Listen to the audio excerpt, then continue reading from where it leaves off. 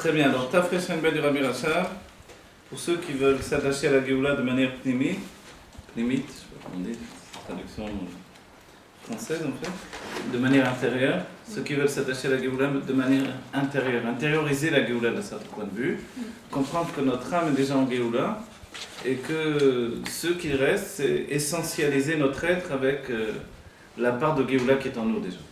Et pour ça, on remonte aux racines même de la structure de l'âme par le biais de la connaissance des sphirotes dans leur source divine.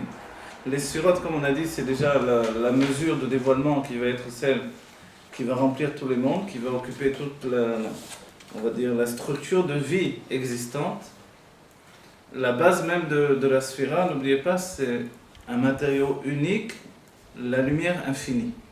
Avant cette lumière infinie, il y a tout simplement l'infini.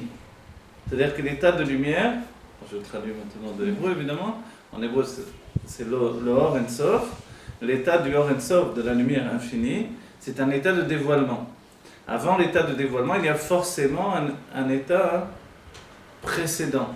Cet état précédent, il s'appelle l'infini tout court. Évidemment, même ces notions-là sont des notions que l'on a reçues en héritage depuis le commencement du dévoilement de la Kabbalah, c'est-à-dire dès le moment où Adam Arishon sort du Gan Eden et où il a besoin de dévoiler la Kabbalah à l'extérieur. Alors, dès ce moment-là, depuis le Sefer Raziel Amalar jusqu'au Tafresh Shenbet du Rabbi Rachab, on voit que la définition de la lumière infinie de Dieu va occuper tout notre temps. Parce qu'en réalité, c'est ça, on va dire, le principe de dévoilement divin, c'est aussi l'attachement que l'on a avec Dieu. Pourquoi Dieu épanche une lumière depuis l'infini vers la limite pour nous rencontrer. Cette rencontre, elle est totale quand nous-mêmes nous retournons vers la lumière qui nous a, on va dire, engendrés, puisqu'on est né de la lumière. Plus précisément, dans l'état de lumière, il y a ce qui s'appelle également le réceptacle. Notre corps, lui, vient du réceptacle. Forcément, le réceptacle est à l'image de notre corps. Donc, le réceptacle, en hébreu, c'est le kli. D'accord ? Et notre âme vient de la lumière. Et l'âme est une part de Dieu tel qu'il est dans les mondes divins, dans les niveaux les plus élevés. Et on découvre de plus en plus comment les sphirotes elionotes, les sphirotes supérieures, ces niveaux de structure de dévoilement divin, sont en fait notre personnalité avant le dévoilement humain. D'accord ? Donc la conscience d'être un être humain, c'est quelque chose de nouveau pour Dieu. Et c'est à travers nous qu'il le vit. Être un être humain, c'est se configurer dans une limite d'un monde qui s'appelle le monde naturel. Le monde organique, le monde de la matière, le monde de la réalité. Toutes ces notions-là, c'est totalement une nouveauté pour Dieu. Une nouveauté non pas parce qu'il est, on va dire, surpris par ce système-là, puisqu'il est à la base de la création de tout ce système, mais une nouveauté parce que c'est vraiment une découverte pour Dieu de se limiter dans tous les aspects de la personnalité humaine. Et quand on dit la personnalité humaine, c'est le juif. Comment le juif, qui est un être divin, vit sa matérialité. C'est ça notre vie. Et quelquefois, et c'est le propre de celui qui est pris au piège, quelquefois on oublie que, on va dire, l'expérience, elle est basée sur le fait qu'un être divin vive confronté à la réalité. Et on pense qu'on est un être réel, qui peut également découvrir le divin. Mais c'est le contraire totalement. D'accord ? Et ça, c'est pour ça finalement qu'on a une obligation d'étudier ces textes-là, ce qui est défini dans la chassidut comme la skala, c'est-à-dire comprendre. La skill, c'est remonter à la source de l'intelligence. Pour nous-mêmes, c'est vivifier notre intelligence et la structurer dans la compréhension. D'accord ? C'est quoi la fin alors ? C'est quoi ? Où on va... La fin, on a dit plusieurs fois, c'est une bonne question. La fin, c'est de conjuguer en fait le divin et la réalité. Tout en sachant que la réalité n'existe pas. D'accord. Une fois que vous savez qu'elle n'existe pas, a priori, vous avez beaucoup de mal à vivre dans la réalité. Or, du moment qu'il est écrit Bereshit bara Elokim et Hashamim ve'et haaretz, on comprend bien que Dieu a voulu cette réalité. Si Dieu a voulu cette réalité, alors je ne peux pas non plus la nier totalement. Vous voyez ? Comme il est dit, j'avais vu un passage, une petite histoire dans un journal de Chassidut de Pologne, où deux tzadikim étudiaient entre eux. C'était un tzadik âgé, un tzadik, un jeune. et tout à coup, sur la table, il y avait une cruche avec de l'eau, la cruche a disparu. Et le tzaddik âgé, qui était un amour, il s'est tourné vers l'autre, il a dit, tu ne dois pas faire ça. Il a dit, tu ne dois pas faire ça, c'est-à-dire, qu'est-ce que ça veut dire au bout du compte? C'est pas tellement expliqué, parce que c'est la Chassidut de Pologne, ça veut dire que ton sens, le fait que tu ressentes que rien n'existe, ça ne doit pas effacer la réalité. Vous comprenez? C'est-à-dire la cruche sur la table, c'est comme si la bouteille tout à coup disparaît devant vos yeux. Bon, je me retiens de vous faire ça parce que... Moi aussi, figurez-vous. Mais on a soif. Vous vous rendez compte? Non, je regarde, mais vous imaginez les tzadikim. Les tzadikim, ils vivent comme ça, c'est naturel chez eux, quoi. Donc celui qui était plus jeune, pour lui, forcément, le monde n'existait pas. Il était lié à cette conscience-là et le monde commençait à s'effacer autour de lui. Et l'autre lui a dit, tu ne dois pas faire ça. Tu dois travailler ton propre niveau d'élévation, mais sans jamais toucher la réalité que Dieu a voulu imposer à nos sens, en fait. Et ça, cette réalité, elle n'est pas absolue. Elle est authentique que parce que l'essence de Dieu se trouve dans cette réalité.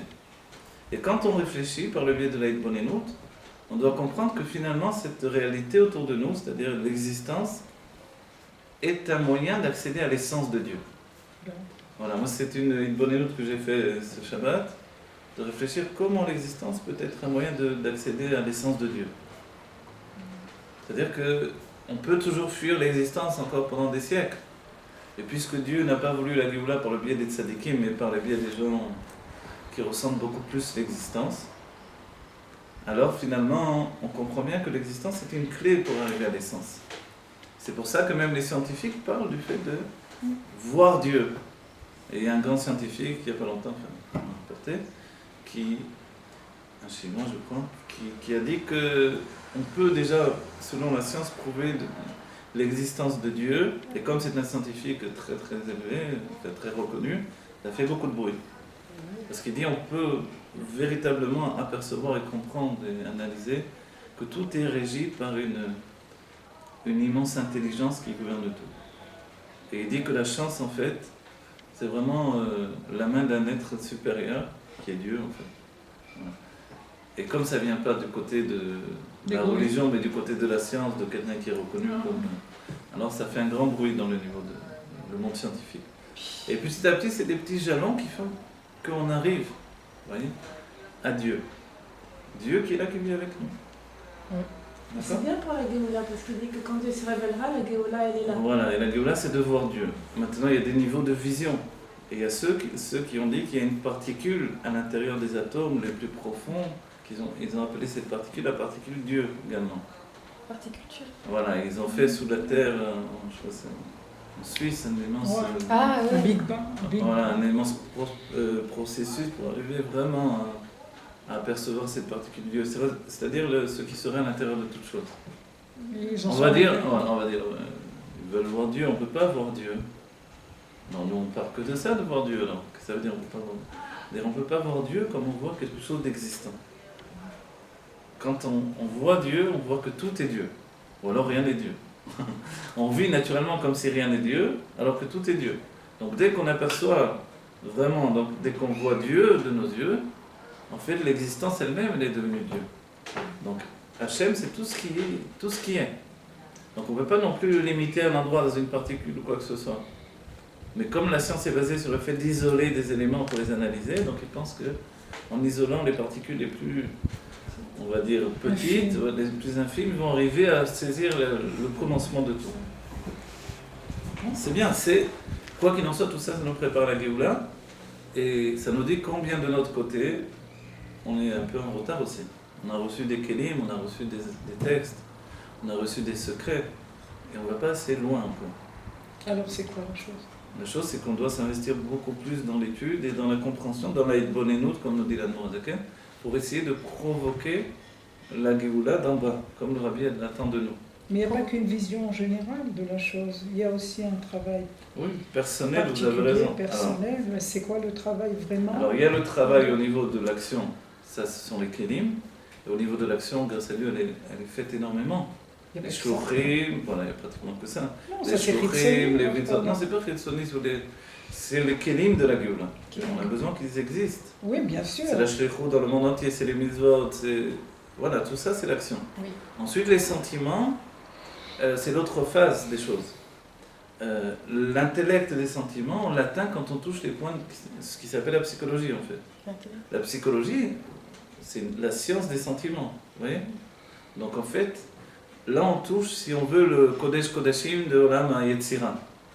Et après, il y a le Olam HaBriya, c'est quand on aborde cette notion-là, de comprendre Dieu et de comprendre la source de toutes choses existantes, depuis vraiment les mondes divins les plus intimes de la, on va dire, de la personnalité divine. Et ça, cette projection vers Dieu, pour nous, c'est on va dire, à l'image de ceux qui cherchent avec des, je sais pas, des machines de trouver la particule. Pour nous, trouver la particule, c'est découvrir finalement, se découvrir dans Dieu. Quand on se découvre là-haut, forcément, on comprend que Dieu est là, ici, avec nous. De la même manière que nous, on est là-bas, puisque c'est un jeu de miroir. Lorsque je me vois là-bas, alors Dieu est ici avec nous. C'est ce qui s'est passé avec les anges. Lorsqu'ils ont vu Yaakov Avinu en bas, et ils l'ont vu dans les mondes divins, alors ils ont compris que tout commençait, tout se terminait avec le juif, en fait, avec Yaakov qui représente l'âme divine investie dans ce monde. Vous comprenez? L'image de Yaakov Avinu, elle se trouve dans les mondes divins, c'est Zer Anpin. Et l'image de Yaakov Avinu ici-bas, c'est... Donc Zer Anpin sont les sentiments divins. Vous voyez? Donc voilà, alors c'était une introduction à ce que l'on va continuer à étudier ici. Alors, donc, Daf Mem Gimel. Et la ligne, ce sont les deux dernières lignes à partir du bas. Ukemochen Yeshloma, Beshorshan ou Mekoran Beor Ensof. Et de cette même manière, il nous faut dire que dans leur endroit, dans leur source, dans le Or Ensof, chez l'Ifnat Tzimtzum, dans la lumière infinie qui précède le Tzimtzum, on a expliqué le Tzimtzum. C'est le voile qui permet à l'existence de se ressentir existante. D'accord? Donc à la créature de ressentir sa limite, c'est-à-dire son existence. D'accord? Donc on a dit la deuxième ligne en partant du bas. Kemochen Yeshloma Beshorshan Umekoran Beor Ensof Shelifnei Tzimtzum לעשרה ספירות שאין שורש ממלא כל עלמין, הרי הם קשורים ומיוחדים באור הסובב כל עלמין. אז הרי זה והרי זה מעין המאור. C'est-à-dire que, comme on a vu, je ne sais pas si vous vous rappelez exactement, donc le conseil c'est de réécouter les cours sur internet, on a vu qu'il y avait l'image, l'exemple même du Minakanaf, c'est-à-dire qu'il y a le talit et le tzitzit qui va découler, vous vous rappelez? Donc on a défini l'idée qui est véhiculée là, c'est le Kav Ein Sof, la ligne de lumière infinie, qui elle va donner la vitalité intérieure de tous les mondes, et qui est à la base de ce qui s'appelle Memale Kol Almin, une lumière qui s'investit dans les mondes. Et on a dit la lumière qui remplit les mondes, c'est-à-dire une lumière qui vit les changements du monde et qui aboutit finalement à mon intellect, qui est capable de changer ma personnalité. D'accord? De me limiter, de mesurer, de maîtriser ma personnalité. Ça, c'est la finalité du Memale Kol Almin. Donc en fait, l'or à Memale, la lumière qui remplit tous les mondes, elle découle du Sovev Kol Almin. D'accord? Mina Kanaf. Mais en réalité, ce qu'on a étudié, le Sovev Kol Almin, c'est la lumière qui entoure les mondes, et on a donné l'exemple dans notre psychologie de l'inconscient, tout simplement, donc les forces cachées de l'âme, qui, elles, vivent avec nous et qui pourtant ne sont pas dans un état de dévoilement accepté par l'intellect, on va dire comme ça, ni provoqué par l'intellect. Si je ne veux pas mon intellect provoquer mon inconscient, c'est très difficile. On peut le retrouver dans le monde des artistes, des créateurs, quand les créateurs vont chercher ce qui s'appelle l'inspiration, la muse, je ne sais pas comment on dira, vous voyez, provoquer l'inspiration qui vient d'un désir intellectuel, c'est pas toujours facile. On peut y arriver par le biais de la bina, c'est ce que l'on a expliqué. La bina, c'est le binyan, la structure intellectuelle qui devient la réflexion, donc, qui nous permet de provoquer l'inconscient. Et c'est vrai que par le biais de la parole également, la source de la parole est encore plus élevée, la malchout. La royauté, c'est l'expression. La source de la parole est encore plus élevée, nous permet de nous attacher également à l'inconscient dans un niveau encore plus profond. C'est-à-dire que l'intellect, lui, est quand même limité à la compréhension. Une fois qu'il dévoile l'inconscient, il a besoin de le comprendre. La parole n'a pas besoin de comprendre. Elle peut exprimer sans comprendre. De là, on verra par exemple, on va citer le Ramak. Oui, mais la parole, elle aboutit de la compréhension, non? Oui. Elle aboutit de la compréhension, la parole, non? Oui et non. Ah Elle bon? a sa propre source, elle vient de Pnimiotatik, de Richard Eloïtiada, et de l'intériorité, vraiment de l'inconscient du Keter, si on veut. Et en fait, donc elle est même supérieure. Elle est même supérieure à la Bina. Pourquoi? N'oubliez pas que, il est dit Malchut Kol Olamim, mais la Malchut, donc la royauté, l'expression, elle est aussi le Keter. Et comme chaque Malchut est lié à tous les niveaux de Malchut dans tous les mondes, il y a le Malchut du monde où on se trouve, et il y a le Malchut dans le monde de Asiya spirituel, le Malchut dans le monde de Yetzira, le Malchut dans le monde de Bria. La Malchut dans le monde de Hatzilut, c'est d'elle dont on parle. Quand on dit Vaidaber Hashem el Moshe Lemo, que Dieu a parlé, etc. Mais cette Malchut-là, elle est enracinée également dans la Malchut de Ensof. Vous voyez? Donc en fait, qui plus est, elle est Keter, donc elle est enracinée dans le Keter. Donc elle a quelque chose de plus. Elle est enracinée, c'est-à-dire qu'elle est vraiment le Keter. Entre une Malchut et une autre Malchut, il y a quelque chose qui fait qu'elle est supérieure à tout le Seder Htashelo. Et la Bina, elle est quand même dans le Seder Htashelo, l'enchaînement des mondes. Vous voyez, la Bina, elle est structurée. La Bina, elle a besoin de recevoir de la Chokhmah. Après, elle construit. Et la Malchut, malgré qu'on dit qu'elle n'a elle n'a rien d'elle-même, pourtant, elle a en elle quelque chose qui dépasse tout le système précédent, qui est comme une révolution née de son propre être. On le voit chez les Rebbeim, l'enseignement de tous les Rebbeim. Il y a l'enseignement des Rebbeim qui passe d'un rabbi à l'autre, les mêmes enseignements, qui à chaque fois prend une couleur différente, un aspect différent. Et quand on arrive chez le rabbi, ça atteint un niveau qui est sans comparaison. C'est quelque chose de nouveau, quelque chose qu'on ne trouve pas chez les autres Rebbeim. Vous voyez, qui est plus uniquement de l'ordre de la Torah, qui dévoile aussi d'un autre ordre. Le monde de l'action, le monde de la réalité, le monde moderne, le monde de l'acceptation de la Géoula dans le jour où on vit aujourd'hui. Vous voyez? Ça n'y était pas auparavant. Parce qu'il n'était pas la Malchut, il n'y avait pas de rabbi qui était Malchut. Il y avait en fait, l'Anouramsei par exemple, il était Malchut et il était Bina à la fois. Ah bon? Ouais. Mais dans cet état de Malchut, dans l'ador de la Géoula, il n'y avait pas effectivement. Comme il n'y avait pas la possibilité de projeter le monde dans l'aspect moderne en fait du judaïsme. Donc le seul qui a un borsalino, c'est le rabbi, quoi. Auparavant, on avait quand même un vêtement qui était lié au monde précédent, on peut dire. Quand on arrive à l'état où hop, le rabbi se projette dans le monde moderne, il nous projette avec lui dans ce monde moderne. Et ça, c'est quelque chose qui n'existait pas auparavant. Et c'est la force de la Malchut. Pour nous, la Malchut, c'est la parole qui est capable de dire des choses qui, a priori, n'ont pas été mûries longuement dans l'intellect. Pourquoi? Parce qu'ils proviennent directement des forces cachées de l'âme. Ça, c'est quelque chose de plus. Et alors, l'exemple que je voulais donner, il y a ce qui s'appelle la parole automatique. Le Ramak la pratiquait, le Ramak est son beau-frère, celui qui a écrit le Lechadoni, Rabbi Shlomo Alkabetz. Il provoquait la parole sans réfléchir auparavant. Et de là, il prenait des enseignements, des paroles de Kabbalah en fait, vous voyez. Il partait dans la nature, donc ils étaient à Tzfat, il partait dans la nature et il parlait sans réfléchir. Il faut provoquer, il faut aller, il faut s'avancer, et finalement la parole devient presque indépendante. C'est-à-dire que l'intellect n'a pas le temps d'analyser ce qui sort. Comment on peut parler? Alors il faut le pratiquer, vouloir le faire, et puis... S'il vous plaît. Et l'écriture automatique? Et l'écriture automatique est pratiquée également. Ouais. C'est-à-dire qu'il y a aussi ce qui s'appelle Ashbat Akulmus, le fait donc de... C'est lié à la fois aux anges et à la fois au nom divin, évidemment, comme toujours. Et c'est le fait de faire qu'il y a une sorte d'écriture automatique, qui fait qu'on écrit beaucoup plus vite que l'homme peut écrire, parce que l'homme a besoin de penser pour écrire, et l'écriture nous stoppe justement. L'écriture nous stoppe et nous donne de réfléchir à ce que l'on écrit. Et libérer l'écriture, c'est d'écrire avant même que la pensée n'est formulée et n'est limité les enseignements que la main écrivait. L'Admour Absei écrivait très vite, il écrivait des grandes feuilles comme ça. Et quand il arrivait en bas, l'encre qui était en haut n'avait pas eu le temps de sécher encore. On se demandait s'il pratiquait l'écriture automatique ou non. A priori, non.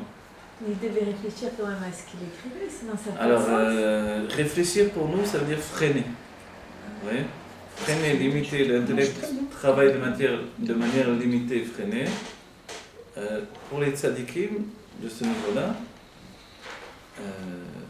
réfléchir, c'est libérer. Vous voyez ? Et plus le tzadik apprend à libérer, et moins il freine. Il ne faut pas oublier, on a un intellect qui fonctionne par l'âme intellectuelle. Le tzaddik n'a pas d'âme intellectuelle. L'âme intellectuelle, c'est le niveau le plus élevé de l'âme animale. Le tzaddik a l'intellect de l'âme divine. C'est pas pareil. L'intellect de l'âme divine, penser le divin, pour lui, c'est naturel. Comme les hommes ont l'habitude de parler, je sais pas moi, de voitures, de ci, de là, de monde matériel, c'est naturel pour eux. Pour un tzaddik, parler et penser le divin, c'est naturel. Le Rabbi Rachab, voilà, c'est pas qu'il parle de ça et il a d'autres occupations à côté, non. Ça, sa vie, c'est tout. Il n'y a rien d'autre pour lui. Il doit aussi s'occuper des juifs, etc. Mais en réalité, il n'y a pas de sortie jusqu'à un certain degré où il n'arrivait plus à être dans le monde, en réalité. Donc il fallait qu'il se force à réintégrer le monde. Et c'est comme ça qu'il a rencontré Freud dans l'histoire. À Vienne, son fils l'a amené voir Freud, qui n'était pas encore vraiment connu dans tous les aspects de la psychanalyse, qui était à ses débuts. Et son fils voyait qu'il décrochait de plus en plus du monde. Donc il avait des absences qui duraient longtemps. C'est-à-dire que son âme est sortie du corps, et il restait totalement comme ça. Vous parlez de qui? Du Rabbi Rachab. Du Rabbi Rachab. Il se trouvait devant son fils et tout à coup, c'était à l'époque où il était en train de formuler le Rabbi Rayatz. Il était à l'époque où il était en train de formuler le Tafresh-Enber et il était totalement dans le monde divin. Alors quoi, il a pris chez Freud?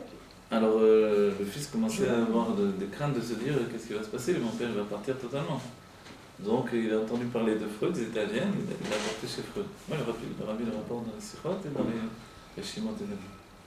Dans les Sichot, le Rabbi ne dit pas le nom, dans les Shimot, il écrit le nom de Freud. Alors, Et il a rencontré Freud et Freud a expliqué qu'en fait, d'abord il a demandé de savoir qu'est-ce que c'était exactement un rabbi. Et après son diagnostic, c'était que ce que l'esprit comprend, le cœur ne le ressent pas. Et ce que le cœur ressent, l'esprit, lui, ne capte pas du tout. Donc il a dit, le tikkun, c'est de faire que les chassidim étudient la Torah du rabbi et qu'ils lui fassent savoir. Et le rabbi explique par rapport à Rabbi Shimon Bar Yochai le fait qu'il est tellement élevé qu'il avait besoin sans arrêt qu'on lui donne du Sheva. C'est quoi? Le Sheva, c'est-à-dire des louanges. Dans le Zohar, il y a beaucoup de louanges sur Rashbi.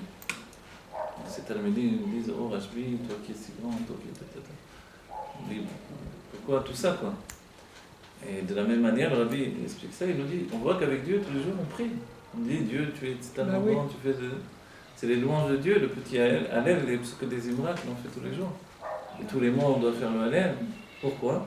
Parce que Dieu peut oublier la création. Il peut se détacher totalement de la création. Et comme les tzadikim sont à l'image de Dieu, alors forcément, Rabbi Shimon Bar Yochai, duquel il est dit Adam Pnei Havaye, l'homme à la face de Dieu, de Havaye. Donc en fait, il était totalement en dehors du monde. Donc, si ses élèves ne lui démontraient pas qu'ils avaient un désir de recevoir sa Torah, il aurait totalement quitté la réalité. Et le Rabbi Rachab en était à ce niveau-là également. Bon, c'est pas une évolution par rapport à Rashbi, c'est qu'il porte en lui l'âme de Rashbi et ça continue, quoi. Donc quand on arrive à ce niveau-là, d'exprimer le divin dans une telle précision, il faut être là-haut pour voir les choses. Donc il quittait, c'est-à-dire son fils, le Rabbi Rayatz, lui parlait, tout à coup son père n'était plus là. Il n'y avait que l'enveloppe physique.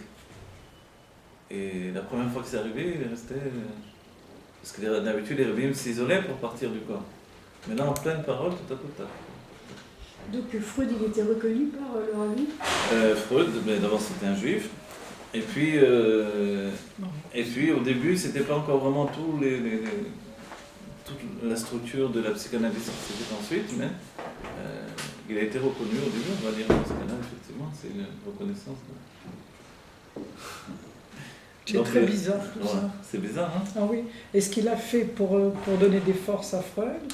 Ou alors l'inverse? Je comprends vraiment pas. Ce que l'on découvre en tout cas, c'est que dans la psychanalyse de Freud, il y a beaucoup de choses qu'on retrouve et qui appartiennent au Tania. Voilà, donc. Beaucoup de choses qui sont vraiment. Il a appris alors. Il a pris d'abord, c'était un fils d'orthodoxe Ah, d'accord. qui a renié son père, qui était pour lui l'ennemi, tout le principe d'Oedipe, etc. Le fait qu'il voulait tuer son père pour lui voler sa mère, qui était amoureux de sa mère. Tout ce qu'il a vécu, il en a fait une psychanalyse générale. C'est ça ce que l'on doit réfléchir aussi. Moi, quand j'ai étudié un peu Freud, ou lu Freud, je sais pas, lu Freud, ce que j'ai découvert, c'est qu'en fait, un homme part dans des probabilités intellectuelles personnelles et il en fait une généralité pour tous les autres. Mais c'est ça la psychologie. Voilà. Et c'est ça l'idée en fait. Mais qui me dit que ça va marcher pour tous les autres, c'est ça. Et comme c'est un juif, et que l'âme intellectuelle du juif est vraiment démesurée, donc en fait il va jusqu'au bout. Et il transforme l'humanité, il a transformé l'humanité finalement, au niveau psychologique. Mais en fait, nous, de là, on a un point de départ pour comprendre que si l'un de nous, de manière personnelle, va jusqu'au bout de sa compréhension du divin, il fait pénétrer le monde dans la Géoula. Oui. Oui, ben, ça répond un petit peu à la question qu'elle nous a posée tout à l'heure, mais qu'est-ce qu'on doit faire? Voilà. Individuellement, chacun doit se dépasser pour justement que ce soit général. Exactement. D'abord, le fait que vous, voilà, Aline a organisé ce cours, c'est ce qu'elle devait faire pour apporter la Géoula. Vous venez à ce cours, c'est ce que vous devez faire. Et ça ne suffit pas après, encore plus, et encore plus, encore plus. Voilà.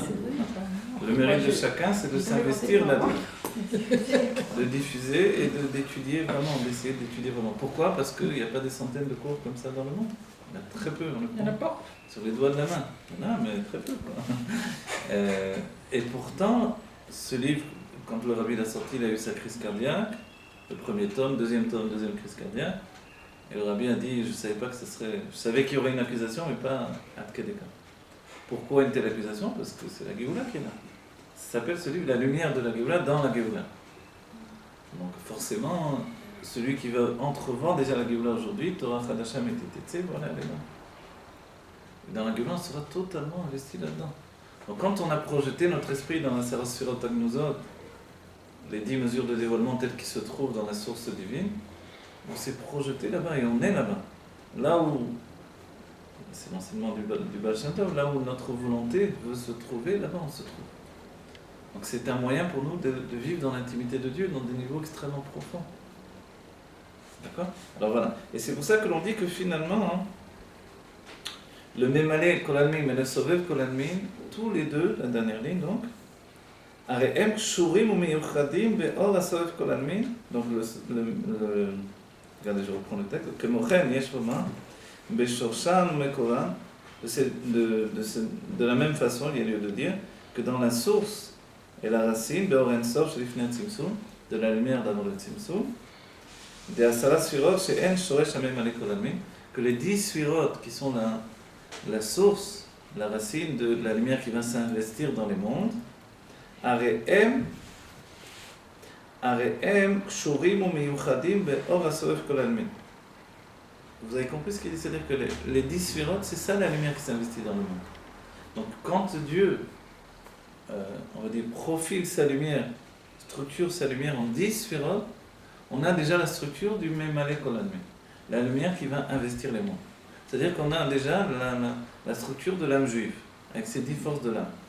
C'est-à-dire l'intellect, les sentiments et l'expression. Vous voyez? Donc forcément, ça ne peut être qu'une préparation à rencontrer les mondes.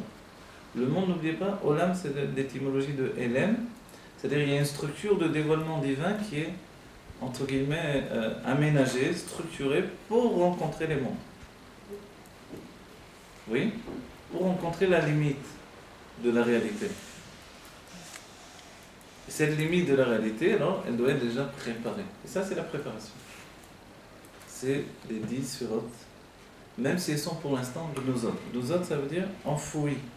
Comme on met une gnisa, on la met dans la terre, là c'est dans la lumière infinie d'avant le Tzimtzum. Vous avez compris? Et en fait, ce qu'il y a, c'est que à ce niveau-là, il y a à la fois le Sovev Kolanmin et le Mamale Kolanmin. La lumière qui va entourer les mondes et qui ne peut pas être a priori générée par l'intellect, mais qui peut, on a dit quand même, il y a une clé dans l'intellect. C'est à la fois la Malchut ou encore la Bina, pour rencontrer ce que l'on appelle l'inconscient. D'accord? D'agam שזה או בחינת אור פנימי מכל מקום, הרי זה מעין המאור, שזהו עניין מן כנף. Même si c'est de la lumière pnimi, donc intériorisée, intérieure, de toutes les manières, elle est מעין המאור. Elle est un petit peu du luminaire. Elle est un petit peu. Du luminaire. Ah. C'est la définition que l'on a donnée avec le talit. Alors on va définir encore plus. Regarde. ויש לומר שזהו נחשב בחינת האחרונה שבאור אין סוף. Et ça, en fait, ça nous apparaît comme le niveau, le dernier niveau du Retzef, de la lumière infinie. C'est-à-dire que si on dit que la lumière qui va, elle, rencontrer la limite et qui va se limiter dans les voiles des mondes différents, si on dit qu'en réalité, donc, elle provient des mondes infinis, ou de, pas des mondes, mais de la lumière infinie qui a précédé, alors, il nous dit que ce niveau-là de lumière qui a précédé, qui peut être en contact avec une lumière tellement limitée, on peut la définir comme le dernier niveau de l'infini, de la lumière infinie. On va aller plus vite parce que peut-être ça va être trop compliqué en français. Voilà. כמו שכתוב בעץ חיים שער מ' א', בעניין עתיק, שזהו בחינה היותר תחתונה, ושפלה שבאין סוף. Vous voyez ce qu'il dit là? עתיק, on en a parlé souvent, וכבר נתבהר לאל, פרק ט"ו, ד10 ספירות הגנוזות, אין בחינת עתיק דאק. Voilà. Pourquoi il parle de עתיק? Parce que le 10 sphirot Agnozot, dont on a parlé, voilà, je peux donner les traduire à chaque fois, les 10 sphirot encore enfouies dans la lumière, elles sont dans un niveau de Atik. Atik, qu'est-ce que c'est ce mot? C'est un nom qui veut dire ancien, traduction, mais il veut dire Neetak, séparé. Et il est également Ataka, il nous a expliqué tout ça dans la version. Ataka, c'est une reproduction. Vous voyez? L'Atik est dit, un recopie ça, une copie. Donc une copie de ce qui a précédé. Qu'est-ce que c'était ce qui a précédé? C'est la lumière avant le Tzimtzum, avant le voile de la création. Mais ce qui est extraordinaire, c'est que si ça s'appelle Atik, c'est-à-dire que lui-même il est une copie de quelque chose qui a précédé encore. Vous voyez? Mais Atik lui-même, qu'est-ce qu'il est? Puisqu'Atik se trouve également dans les mondes, donc c'est le Keter, l'intériorité du Keter. Atik, il est au milieu de la limite des mondes où le voile est a priori de plus en plus absolu. Dans toute cette limite, il y a un niveau de Géoula. Ce niveau de Géoula, et de là viendra la Géoula de Pnimut Atik, de l'intériorité de l'Atik, c'est un niveau qui est lui une reproduction de ce qui n'a pas subi le Tzimtzum, le voile, et qui n'a rien à voir avec le voile. Vous comprenez? C'est-à-dire que s'il n'y avait pas un niveau de Géoula déjà existant, alors on pourrait toujours dire on n'aurait pas pu accéder à ce niveau. C'était l'idée même du Gaon de Vilna. Le Gaon de Vilna pensait que, c'est pour ça que la Machloket est très grande dans l'état d'esprit entre les Chassidim et les Lituaniens, c'est parce qu'il pensait, le Gaon de Vilna, que le Tzimtzum était, entre guillemets, authentique, véritable, et que donc, en fait, Dieu était complètement en dehors du Chalal Apano, de tout l'endroit divin qui nous a été donné pour que les mondes existent. Donc d'après lui, finalement, on peut se dire pourquoi on prie dans ce cas-là, puisqu'on ne peut pas accéder à l'intimité de Dieu, on ne peut pas accéder à l'être Dieu.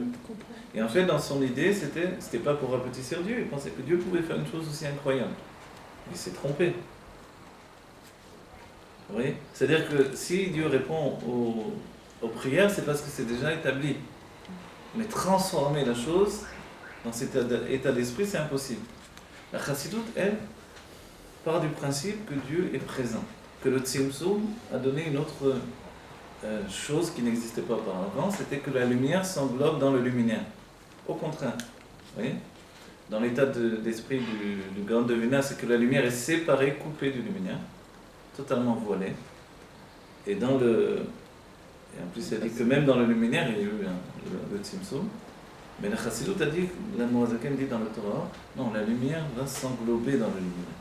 C'est-à-dire, au lieu de faire un pas en avant vers la séparation, on a fait un pas en arrière vers la fusion. On a fusionné avec Dieu, de manière encore plus grande par le biais du Tzimtzum.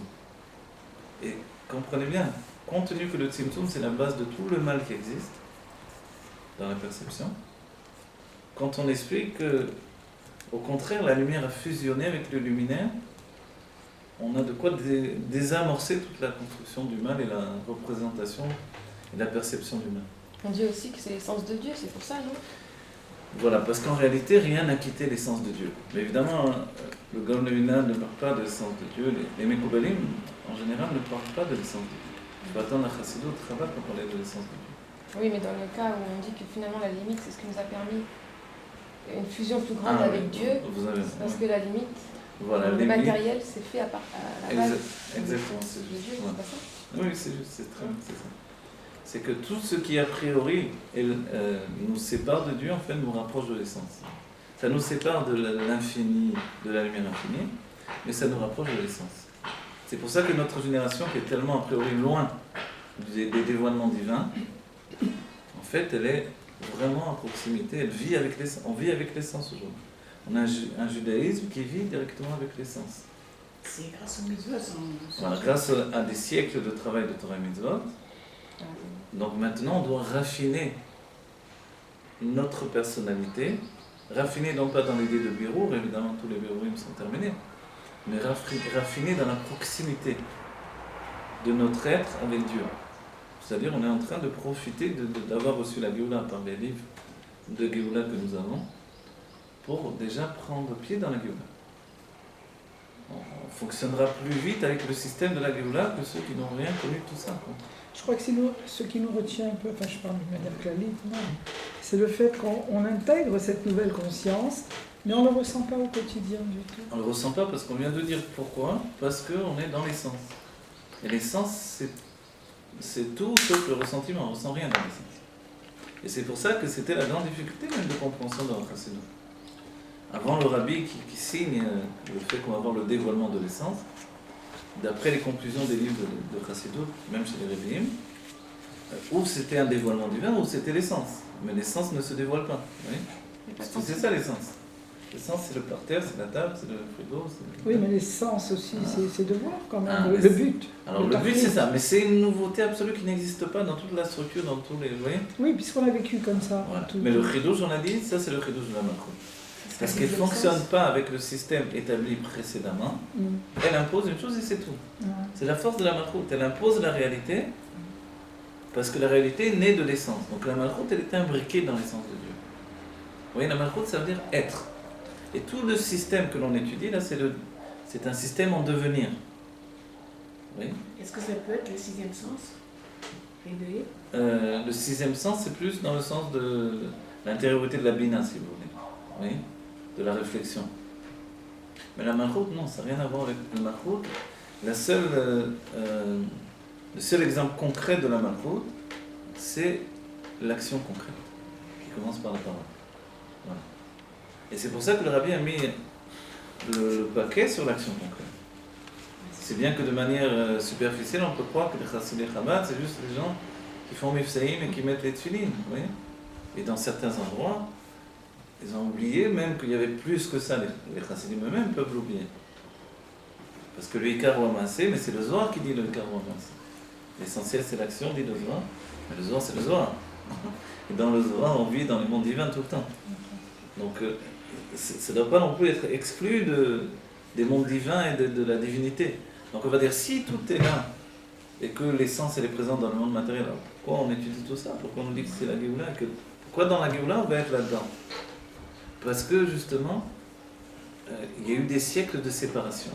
Il y a eu Matan Torah, où Dieu a abrogé la séparation, mais par le biais de Moshe Rabbeinu, qui a fait un tzimtzum immense de toute la Torah pour le peuple juif, ce qui a été abrogé au commencement, c'était surtout dans l'ordre du monde matériel.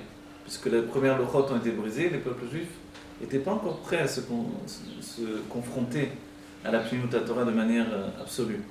Donc il a fallu un second Moshe Rabbeinu qui était Rabbi Shimon Bar Yochai, qui a apporté en fait le dévoilement de la Pnimiut Torah par le biais du Zohar. Et dès ce moment-là, en fait, le monde s'ouvre au don de la Torah dans la Pnimiut Torah. Mais encore, cette lumière est cachée. Et il faut attendre le Harizal qui va sortir cette lumière-là dans, on va dire presque de l'oubli, mais qui va la structurer. Et dès qu'on a la structure du Harizal, peut venir le monde de la Chassidut. Et la Chassidut, elle prend la structure du dévoilement du Harizal et elle intègre dans le juif. Ça a été quoi la structure Du Harizal, du Hari par rapport c'est vraiment tout ce langage que l'on utilise, il vient du Harizal. Ok. Vous voyez? C'est la Chassidut, c'est la Chassidut, mais le langage, le Keli, l'or c'est la Chassidut, mais le Kli Le c'est la Maor, Harizal. c'est... Voilà, le Kli c'est Le vraiment Hari. le Harizal et nous on a l'or de la Chassidut. Vous voyez? La Chassidut, c'est concrètement alors. La Chassidut, C'est- voilà, c'est qu'on soit concerné. La Chassidut c'est ça avant tout, c'est-à-dire que notre Ça nous être parle. personnel est concerné. C'est-à-dire que quand le Rabbi nous dit ce livre-là aussi, tout, c'est la Nekuda de la génération, il faut en tirer un enseignement pour le service de Dieu, pour notre vie quotidienne, etc. Ouais. Maintenant, ça, ces textes-là, a priori, c'est tellement élevé que soit on le fait d'une manière qui coupe l'enseignement et donne un exemple dans le monde de la réalité, comme par exemple Rav Nautique fait ce travail-là, soit on essaie de le faire dans la nefesh de manière plus intime, c'est ce que j'essaie de faire par mon cours, de découvrir que tout ça, les sphérotes, etc., c'est nous. Vous voyez que c'est pas quelque chose d'autre que l'on étudie là, la projection de notre être dans le dévoilement divin le plus intime. Et ça, c'est la véritable préparation au dévoilement de l'essence. Si c'était que l'essence, l'action elle suffit, elle a besoin de rien. Mais comme c'est le dévoilement de l'essence auquel on veut accéder, le dévoilement, il est là. C'est pour ça qu'on dit- Donc notre travail, c'est de faire fusionner les deux. C'est pour ça que les kelim, on continue à les faire. Je ne peux pas dire je vais laisser tomber les doigts, je vais me mettre que là-dedans. Non, il n'y a plus de sens. Et le livre commence avec Naaseh Venishma, justement. Pour nous dire que non, d'abord tu fais ce qu'il faut faire. Maintenant, viens, on part pour le Nishma, on va comprendre quelque chose. On va comprendre comment ça fonctionne en fait. Tout ça. Vous voyez. Donc le véritable juif adulte, il est dans ce livre-là, dans les livres des rabbins, du rabbi. Et c'est vrai en particulier ce livre-là. N'oubliez pas le rabbi Rayaz qui se déplaçait jamais sans ce livre-là. Il avait dans une mallette, il était donc manuscrit, et partout où il partait, il le transportait avec lui. Et à un certain moment, il est parti pour, vous savez, toute son aventure, escorté par les nazis, il a traversé toute l'Allemagne nazie, pour quitter d'abord la Russie, ensuite l'Allemagne nazie, pour arriver en Amérique. Il a laissé la mallette au rabbi, Madame Mashiach de notre génération. Le rabbi dit, il n'a trouvé personne d'autre que moi, il me l'a confié. Et le rabbi, évidemment, il a ouvert, il a commencé à tout étudier. Et le rabbi a pris des photos, des microfilms, il a fait des microfilms. Et le rabbi écrit tout ça, c'est une sikha, elle est dans le... Il les a reproduits après. Et c'est avec ces microfilms qu'il a édité le livre. Pas d'après c'est d'après les microfilms qu'il a fait l'édition. Le livre, qu'est-ce qu'il dit? Le livre, il est à New York au 77. Vous dites qu'il a été, le Rabbi Rayat, ça a été escorté par les nazis? Ouais. Ah bon? Mais c'est comme ça, elle a été protégée par ça démontre bien qu'est-ce que le Nassi adore. C'est les forces du mal eux-mêmes qui travaillent pour libérer celui qui est à même d'apporter la Géoula au monde. Le Mashiach de Sador, c'était le Rabbi Rayat. Et bon. Non, j'arrête parce que quand je réfléchis au Rabbi Rayat dans cette époque-là, compte tenu que c'est une âme générale et qu'elle a vécu tout ça, qu'elle a ressenti la douleur de chaque juif, c'est inimaginable, quoi, entre le communisme et la Il a même Shoah perdu et une la... fille. Oui, il a perdu une fille, un genre. Mais bon, c'est à titre personnel, mais imaginez une âme collective, qu'est-ce que ça veut dire. C'est-à-dire, il est bien écrit dans les côtés du Bourrim, il est écrit par rapport au Rabbi Rachab. Avant de s'endormir, le Rabbi Rachab, il regardait tous ses chassidim. Maintenant, il est dans sa chambre, dans son lit. Est-ce qu'il peut encore faire quelque chose pour l'un des chassidim? Et après seulement il s'endort. Alors, il s'est déporté là-bas. Enfin, je veux dire, il a regardé. Regarder pour nous, c'est regarder. Mais le Rabbi Rachab, il voyait d'un bout du monde à l'autre.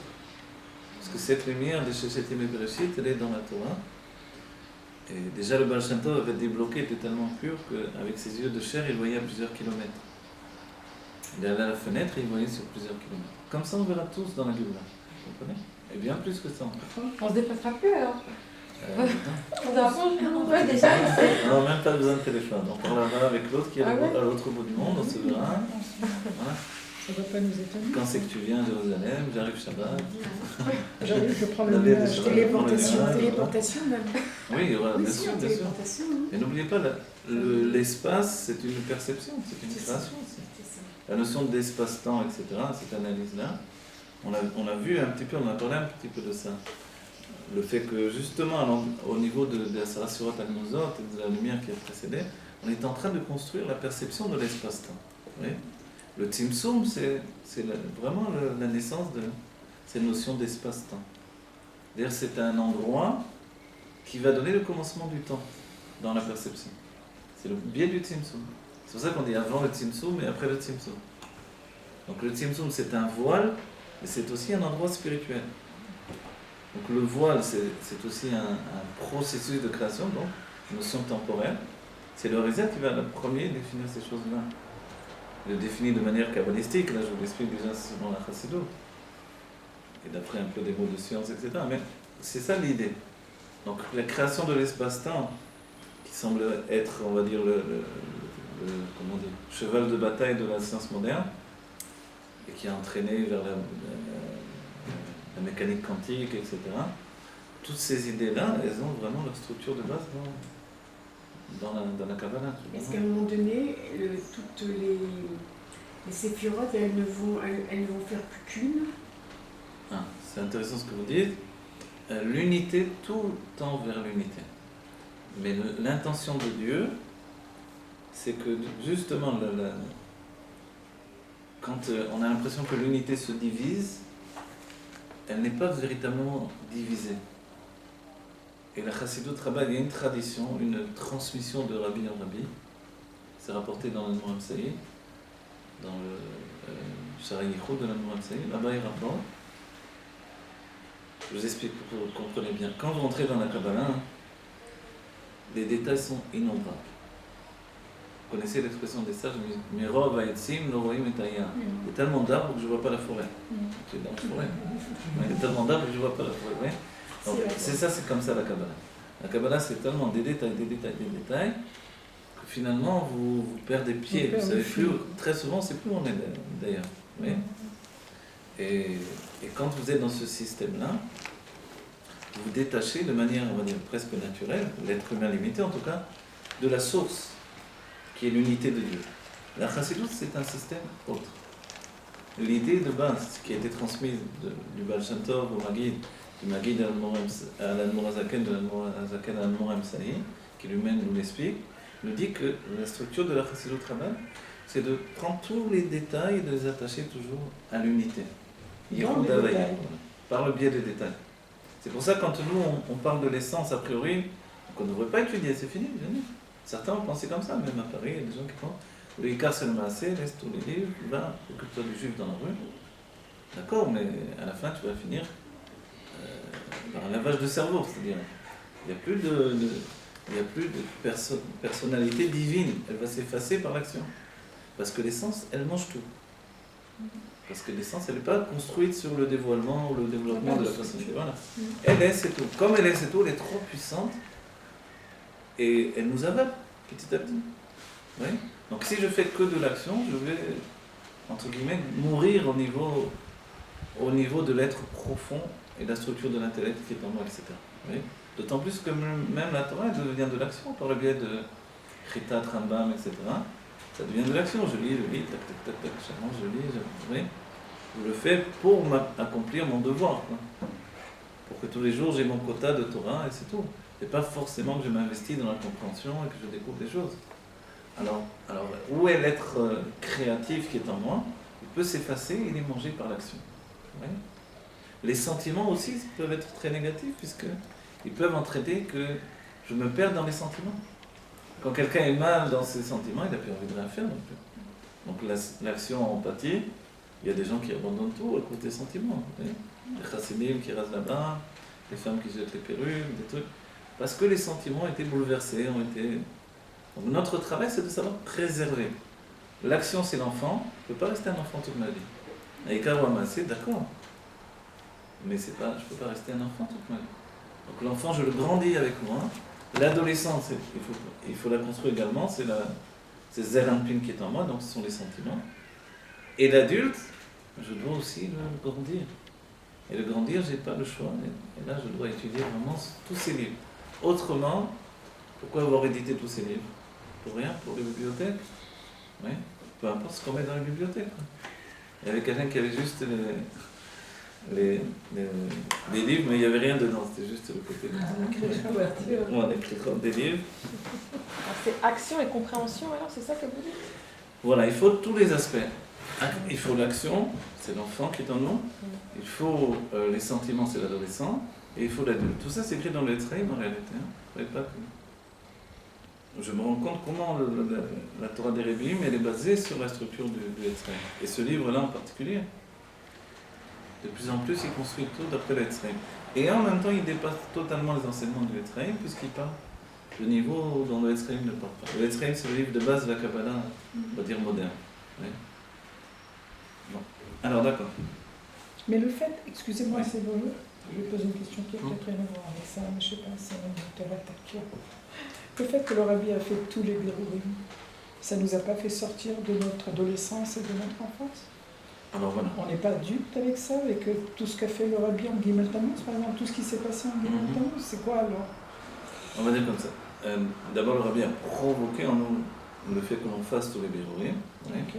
Ensuite, c'est vrai qu'il a fait une grande part, mais on n'oublie pas, on a chassé le travail, donc il a attendu, et jusqu'au bout, même pour la Géoula, il attend qu'on la provoque nous-mêmes. Pour pas que ce soit une Géoula qui vienne d'en haut, comme Yetziat Mitzrayim. Donc on ne soit pas encore à nouveau comme Anous, victime d'une Géoula qu'on n'a pas vraiment voulu, alors on revient le veau d'or, etc. On ne se sort plus de ce système. Donc il faut que vraiment la Géoula soit, elle naisse de notre volonté, de notre intimité finalement. Donc de toutes les structures, l'action, grâce à Dieu, l'action ne s'arrête pas, les sentiments et l'intellectuel. Ce que le Rabbi a donné et a fait totalement aujourd'hui, c'est d'empêcher tous les empêchements. Oui. Enfin, comme ça, il me semble, d'après tout ce que je... C'est-à-dire d'empêcher tous les empêchements. N'oubliez pas que Dieu il s'appelle Nimna Nimnaut. Vous connaissez? Ouais. Il est empêché d'être empêché. L'un des noms que les Rishonim ont donné à Dieu, il est empêché d'être empêché. C'est-à-dire rien ne peut l'empêcher. C'est du côté négatif, parce que c'est la parole négative, mais qui est plus élevée que la parole positive. Vous voyez? Nimna Nimnaot, ça veut dire qu'il est empêché d'être empêché. Mais nous, on n'est pas a priori dans le dévoilement des impossibilités. Donc, au quotidien, on se heurte tout le temps des impossibilités. Le Rabbi a provoqué chez le chassid et tous ceux qui s'attachent à lui dans notre génération cette notion de dévoilement qui est sans précédent et qui est vraiment une clé pour la Géoula, une préparation absolue à la Géoula, que nous aussi nous sommes empêchés d'être empêchés. Alors c'est quoi l'histoire? C'est l'habitude qu'on a qui nous empêche d'empêcher d'être empêchés. Voilà. En fait, on est empêché d'être... Vous voyez, d'après le droit Malchut, a priori, ça devrait être totalement différent. C'est-à-dire, aucun d'entre nous ne devrait avoir des problèmes d'argent, aucun d'entre nous on devrait avoir des problèmes de santé, on devrait faire, je sais pas, à Hollywood, il devrait avoir que des films sur la Torah et les mitzvot, par exemple. C'est comme ça que ça devrait être. À quoi sert le cinéma? Puisque la Géoula va être dans la vision. Normalement, ça devrait être comme ça. Alors, pourquoi on ne le fait pas encore? Je ne sais pas, j'ai dit un exemple comme ça. Toute la médecine, je dis ça parce que ça attrape tellement les gens, mais toute la médecine, au lieu de grandes affiches de mode, etc., de plus en plus, on voit des photos du Rabbi. Mais c'est pas que ça, c'est que tous les juifs, on doit être ce juif qui se trouve dans Torah et Mitzvot de partout. Vous voyez? Donc, à nous de démontrer au monde que le juif prend possession de tout. Vous voyez? Donc des livres de juifs, ça serait être les livres de tous les juifs qui ont un tochem. Au bout du compte, vous voyez, comment vous dire, quelquefois c'est chaval à l'azman, c'est du bisbouze. Tellement d'argent dépensé, pourquoi? Quand vous entendez des milliards pour des films et des choses, pourquoi? C'est quoi le message? C'est quoi le message? Ils gagnent Ouais. de l'argent comme ça. Le Voilà, petit c'est ça. poisson, le petit truc, que je dis le petit poisson, l'animal de Walt Disney, là. C'est mignon tout ça truc, ouais, je sais pas. Mais pourquoi on ne donne pas un token pnimi vraiment transporté, vous voyez? C'est toujours Khavala, hein. Des choses immenses qui sont mises en place, des milliards qui sont dépensés pour ça. Pour si peu finalement. Même quand ils font des Rien. films sur Moshe Rabbeinu ou sur la sortie d'Égypte, c'est des films de galoute. Complètement. Personne ne fait Ouais, Moshe ouais. Rabbeinu 5 mètres d'eau, alors qu'il avait 5 mètres d'eau. Vous voulez du spectaculaire, faites-le. Ouais. Personne ne fait. Enfin, je sais pas, je crois qu'on n'a pas fait de nouveau des. Vous voyez? Il y a des midrashim merveilleux. Allons-y. Vous voyez? Donc, ça, c'est que le cinéma. Après, il y a les autres systèmes de vie, etc., etc. Tout doit arriver à ce que tout doit être en route pour que la réalité soit un aspect de dévoilement de l'essence. C'est de Dieu. nous-mêmes alors on s'en empêche. Nous-mêmes, on s'en Ben empêche oui, parce c'est qu'on a la- des c'est la limites culture inhérentes de à la notre vérité. éducation Ouais, et c'est notre tout. truc, et c'est ça. Et c'est pour ça que par la psychologie, on s'occupe un peu de ça. Mais c'est la on première est des limite. choses à faire, Voilà. à mon avis, Voilà. ça. En vérité, c'est l'une des Franchement, choses les plus importantes. C'est ça la chose finalement. C'est l'une des choses, puisque l'autre chose, Mais c'est la élevé. chose qui va nous libérer. Voilà. Mais deux choses vont nous libérer. Un, les Fisichlo Yolal Ish, c'est toute la structure de la Chassidut Chabad. Plus j'ai une asaga, plus l'enseignement. j'ai une perception divine élevée, donc par l'intellect, plus mon intellect voit haut, plus je suis occupé à des choses élevées, plus tout mon être s'élève, mes sentiments, mon action. Oui. Donc forcément, la Géoula prend un niveau encore plus haut. C'est-à-dire, c'est comme si on restructure la Géoula à chaque fois à un échelon supérieur. Vous voyez? C'est ce qu'on est en train de faire sans le savoir. Donc à chaque fois, on remonte le niveau de la Géoula qu'on va avoir. Donc c'est sûr que les choses avancent. Vous voyez? Donc ça, on ne peut pas arrêter, il faut le faire. C'est pour ça qu'on est à ces niveaux-là. Aller à la rencontre de la Géoula, voilà. Mais pourquoi tout le monde ne se met pas là-dedans? Vous voyez? Parce que les gens ont encore peur. Parce que le massé, il nous mange. Parce que l'essence, elle est en train de manger celui qui s'investit dans le massé. Vous Alors, comprenez? Alors il faut réussir à être dans les deux à la fois, les deux mondes à la fois. Ce monde-ci et le monde spirituel. Et c'est ça la réalité du peuple juif, et c'est sur ça que l'on doit mettre le paquet, si vous voulez. Dans les deux aspects totalement. Vous comprenez?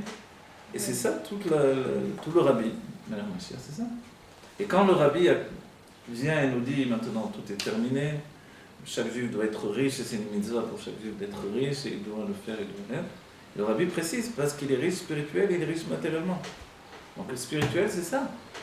Matériellement, donc c'est normal qu'on est riche matériellement. Vous avez vu que Shlomo Ameler, il était pauvre? Non, évidemment que non. Et en montant comme ça, on peut enlever toutes ces mauvaises nouvelles qui parlent. C'est ça la lutte contre les mauvaises nouvelles, qu'est-ce que vous voulez qu'on fasse? Si c'était possible, moi je prendrais des armes et je tuerais tous les arabes que je rencontre dans la rue, franchement. Ça me ferait plaisir dans le sens où Ils s'entretuent c'est tous toujours un mechabel, un assassin potentiel, vous voyez? Mais comment je vais finir mes jours en prison à cause des arabes? Donc je ne le ferai pas. Vous voyez? Le fait de se réunir Mais- comme ça donne de la force. Voilà. Donc on lutte pas contre le mal de cette manière-là. Alors comment je vais le faire? On doit le faire, le rabbi, nous, on dévoile de la lumière et l'obscurité disparaît à un moment ou à un autre, elle disparaît. On arrive à les éliminer dans les cours comme ça. On arrive à chasser l'obscurité. Plus de lumière, ça repousse encore plus d'obscurité. C'est ce que l'on doit faire, arriver à un état de lumière tellement grand que le monde n'a jamais connu. Et c'est pour ça que le Rabbi Rachad partait du monde en réalité. Parce qu'à son époque, c'était pas encore. Les choses étaient en route. Le Rabbi Rachad, c'est l'époque d'Einstein, c'est l'époque du début de la considération des théories quantiques, etc. Oui, de la mécanique quantique. Toutes ces idées viennent en même temps. Et en même temps, Freud, la psychanalyse, tout naît au même moment. Parce que le monde veut devenir adulte. Le monde veut devenir adulte, mais il est au stade de l'adulte de l'adolescence. Le véritable adulte, ce sera dans la Géoula. Parce qu'être adulte de Géoula, c'est avoir une maîtrise totale de mon être, spirituel et matériel en même temps. C'est ça la Géoula. Donc j'aurai plus jamais mal, j'aurai plus de souffrance, j'aurai plus de vieillesse, j'aurai plus... Vous voyez ? pas seulement ça, je créerai aussi. Je créerai le dévoilement du bien comme chacun d'entre nous sera une source de dévoilement de vitalité divine. C'est pour ça que les goïms vont nous courir derrière pour attraper un peu de cette vitalité divine. C'est l'image des milliers de juifs accrochés au tzitzit. C'est sûr, je ne vais même pas arriver à marcher si c'était physiquement. Donc ça veut dire quoi? Le tzitzit, c'est ce que l'on a étudié ici. nous on va leur paraître comme un soleil konalmin, comme une lumière donc, totalement inconsciente, duquel ils vont recevoir un Mimale konalmin, une lumière intérieure, ils vont s'accrocher à ça. Donc le monde n'aura plus d'autres dessins ni recherches que ça. Et si aujourd'hui ça nous fait un peu peur, on se dit, mince, c'est dur de laisser quand même des choses qu'on aime dans ce monde, alors on va réaliser l'aspect de la Géoula dans tout ce que l'on aime également dans cette vie, quoi. Oui. Je sais pas, n'importe quoi, celui qui dit mais moi j'aime bien lire un livre devant la mer, un truc comme ça. Ah. Dans la Géoula, tu liras ton livre devant la mer. Mais Le Rabbi a dit il n'y aura même, pas de livre dans la Géoula. il n'y aura pas besoin, mais le Rabbi a répondu comme ça, déjà, quelqu'un qui t'a dit mais la Géoula va arriver, mais moi j'ai travaillé pour mon entreprise, j'ai mis tellement de force et... Le Rabbi dit, t'inquiète pas, tu continueras ton entreprise. Mais tu continueras ce que tu veux, mais ça va être de manière Géoula. De la manière de la Géoula, c'est que si ton kef pendant un petit peu de temps, quelques années, ça va être encore de faire ça, tu vas le kef, tu vas le vivre ce kef, tu vas le faire. Mais dans la notion de Géoula, où finalement, Enon Milevado, oui, il n'y a rien d'autre que Dieu, donc ça aussi c'est Dieu. Donc ce sera un Avodat Hashem comme elle est finie. On va faire le travail du tzaddik alors à ce moment-là. Lui, il va faire le travail. Un tzaddik Baal Tshuva, un tzaddik l'envers. Baal Tshuva de Géoula, c'est-à-dire un tzaddik vraiment qui lui est...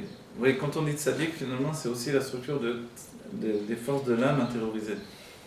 Dans le Baal Tshuva, il dévoile les forces cachées de l'âme. Donc en fait, vous voyez, l'image c'est ça, l'âme divine, c'est les forces cachées de l'âme. Chez le tzaddik, elle s'identifie totalement avec sa structure corporelle en elle. Donc sa réalité, c'est l'âme dévoilée. Son corps, il est pur, donc il dévoile l'âme de manière naturelle. Il n'y a pas besoin de dévoiler quand même. Voilà, ça commence dès la bar mitzvah en fait. Hein. Un tzaddik déjà, tac, à la bar mitzvah, ça y est. Le Rabbi Rachab, on le connaissait que quand il était, on dit dans son nez, c'est-à-dire avant la bar mitzvah, on pouvait encore comprendre qui c'était. Comme ça, c'est rapporté. À partir de la bar mitzvah, plus personne n'approchait, c'était un être inconnu. Même pour tous les sages d'Israël, pour tous. Qui? Le Rabbi Rachab. Comme ça, c'est défini. C'est-à-dire qu'il n'y avait pas sur la terre un être comme ça. Parce qu'il était tellement grand. Voilà, il était tellement élevé, tellement grand. Et c'est pour ça qu'après, il quitte le monde, quand même. C'est-à-dire, Oui, comme on a dit l'histoire de tout à l'heure, le Rabbi Rayat se voit devant son père en train de parler, et tout à coup, il n'est plus là. Non, mais Birchlan, il C'est s'est comme ça, très il très jeune. Hein. Très jeune, je ne sais pas, mais c'est vrai, pas très vieux en tout cas. Non. Mais, voilà. Et le Rabbi Rachab vivait en Allemagne à une certaine période, comme le Baal Shem Tov, il faisait des miracles dévoilés comme le Baal Shem Tov. Pas devant les chassidim. Pas qu'ils s'habituent à ça. Donc voilà.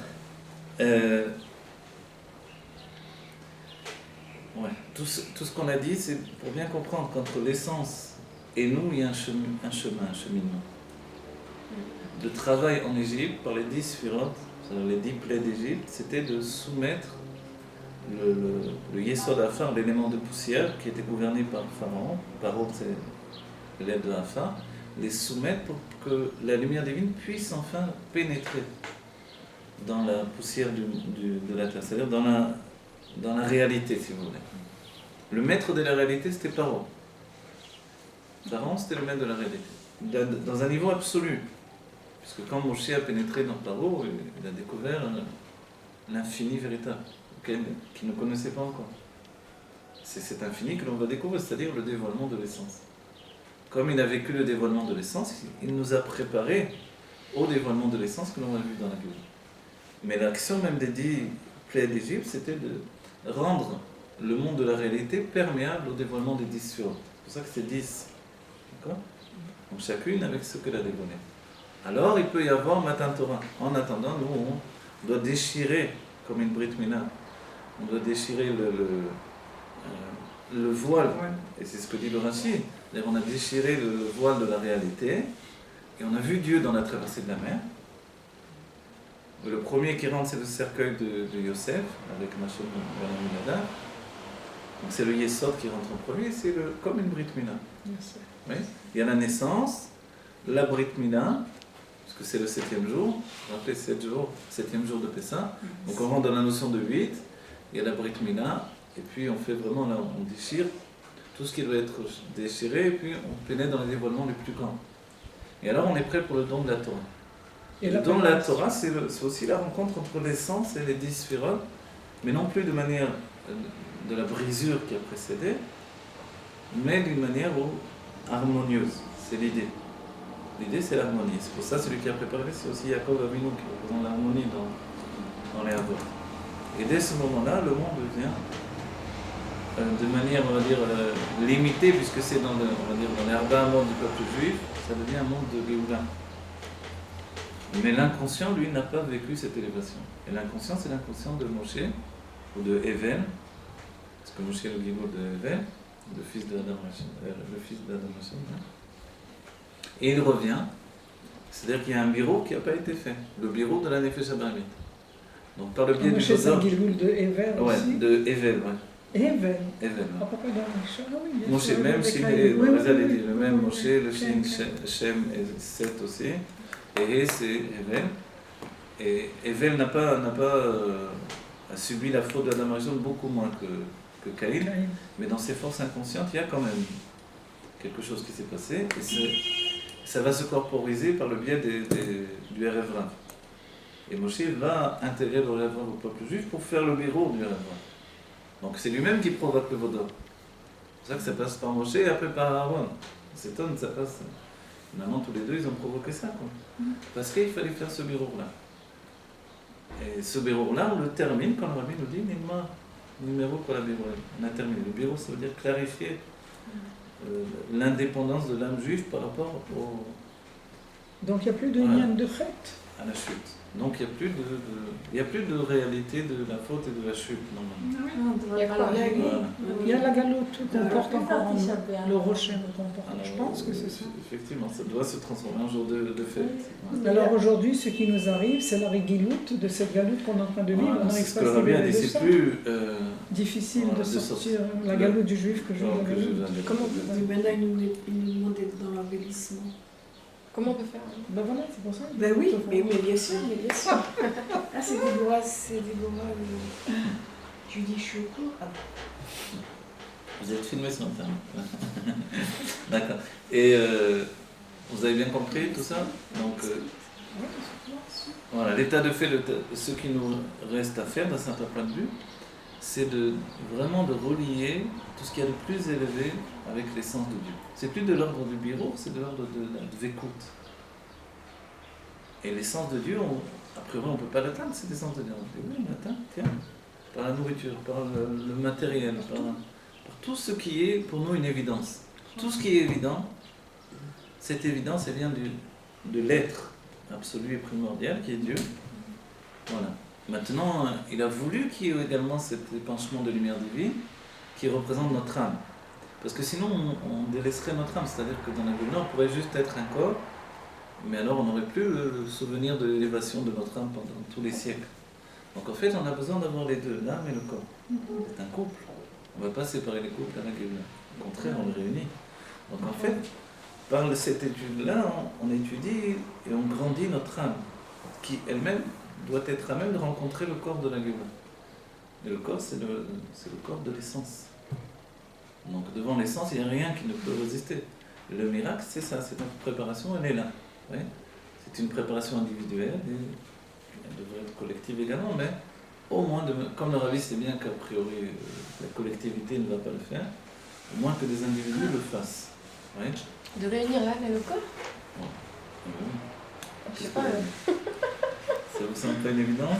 j'en sais rien. je sais Vous pas. savez, aujourd'hui, nous, on pense avec notre âme. Dans la Géoula, on va penser avec notre corps. Et à ce moment-là, vous allez voir que réunir l'âme et le corps, c'est pas aussi facile qu'on avait pensé. Mais je sais pas si C'est pas aussi difficile. C'est difficile, mais c'est pas aussi facile. D'abord, disons que c'est pas aussi facile, pour comprendre après que c'est pas difficile. Oui. Aujourd'hui, ça nous a l'air... mais non, s'il n'y a pas l'âme, il n'y a pas de corps. Le corps il est inerte. C'est faux. Le corps s'est habitué, il a pris dans son date, dans sa conscience d'être inerte. C'est quoi L'inertie du corps, c'est le domaine. Non, mais dans Aujourd'hui, le- la science, il trouve encore que dans le minéral, il y a une vie qu'on ne connaissait pas, etc. Vous voyez. Donc en fait, le corps est vivant d'une vie qui est appelée, le Tzemar Tzedek dit une vie morte. Morte par rapport au dévoilement. C'est une vie.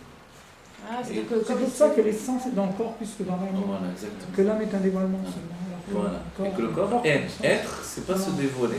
Donc quand il y aura le dévoilement de l'essence, c'est-à-dire qu'il y aura le dévoilement. Ça C'est l'âme, récidique la triade. et l'essence, c'est le corps. Voilà. Donc par les deux, on aura le dévoilement de l'essence. Oui. Mais comprenez bien que le corps de la Géoula sera totalement indépendant de l'âme. Donc du coup, nous-mêmes, on aura une transformation nafshik, on va dire entre guillemets, de dire qui je suis. C'est une grande question dans le Tanya aussi. Quand je fais une mitzvah, qui je suis, quand je fais une avera, qui je suis. Oui. Quel niveau d'âme. Mais dans la Géoula va se rajouter qui je suis, le corps ou l'âme. Qui je suis, on est, tout simplement. Au niveau du corps, il n'y aura pas de qui je suis. Au niveau de l'âme, finalement, on va découvrir qu'on pourra être projeté dans l'âme et dans le corps à la fois. Oui. Sauf que le corps, lui, il n'aura pas de... Il atteindra sa perfection et alors il sera totalement plus qu'infini, il sera l'essence, c'est-à-dire immobile dans la perfection. C'est-à-dire le fait qu'il ait fait le dos même de poussière, c'est dévoiler déjà son attachement à la perfection absolue. C'est pour ça que le Beth Amikdash devait être en pierre. Il y a plus fort que la pierre, c'est le fer. Et dans le Beth Amikdash de la Géoula, il sera fait en fer, dans le Grand Darzel, c'est les rachetevot de Bila, Rachel, Zilpa et Léa. Yusrul Nashim Tzidkaniot, parce que les femmes représentent le corps, alors que l'homme représente l'âme. Donc en fait, c'est les tourments de l'âme que l'on vit dans l'exil. L'âme. Vous voyez, c'est les tourments de l'âme. Pourquoi l'âme a des tourments? Parce qu'elle se confronte avec son corps qui est supérieur. Et le corps impose un règne à l'âme. Ouais. Attendez. Et dans l'âme, les tourments de l'âme que l'on vit pendant le temps de l'exil, c'est les tourments de l'âme par rapport au corps, qui est une nature supérieure.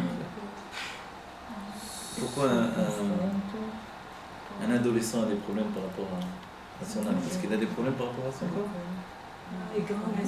S'il se sent le plus beau, le plus merveilleux des hommes, etc., dans son corps, vous allez voir qu'il va se sentir comme ça dans son âme aussi. Mais comme il est très critique par rapport à son corps, alors ça lui entraîne une difficulté d'acceptation par rapport à son âme. Oui. C'est-à-dire que c'est le moment de... L'enfant, il vit dans le corps. Et en même temps, il a une âme dévoilée. L'adolescent, il regarde son corps. Il vit au niveau de l'âme, c'est le dévoilement de l'âme divine. Mais maintenant, il regarde ce corps qui est le réceptacle de l'âme, il a beaucoup de mal à le vivre.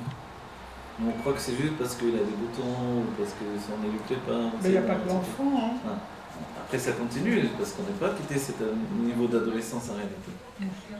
Donc, comment son âme voit son corps, c'est une difficulté plus profonde que ce que l'on pense. C'est-à-dire que l'âme elle-même, elle a du mal à vivre avec le corps. Parce qu'elle est infinie, et le corps est limité. Jusqu'à ce qu'elle comprenne que le corps a un niveau qui dépasse l'infini de la lumière divine. Comment on explique l'handicap alors?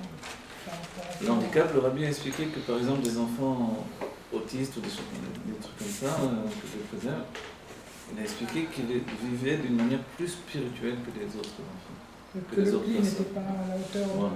Et qu'ils n'avaient pas besoin de passer par le biais de Torah et Mitzvot pour... Donc c'était un cli qui était en shvira, c'est vrai. C'est comme un dévoilement du Olam Hato aussi. Le cli est en shvira total. On sait que Moshe Rabbeinu vivait dans cet ordre de vie.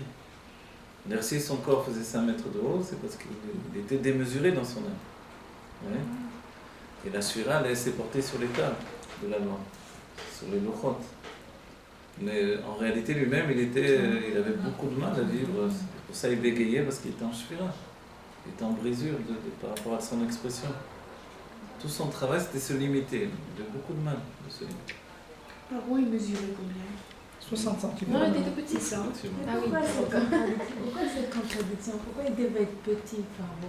Paro, parce qu'il représentait, comme il représentait justement la proximité avec l'essence, donc il était essentialisé dans son corps également. Ouais. Enfin, c'est terrible de dire ça, que Paro représentait la proximité avec l'essence, c'est incroyable.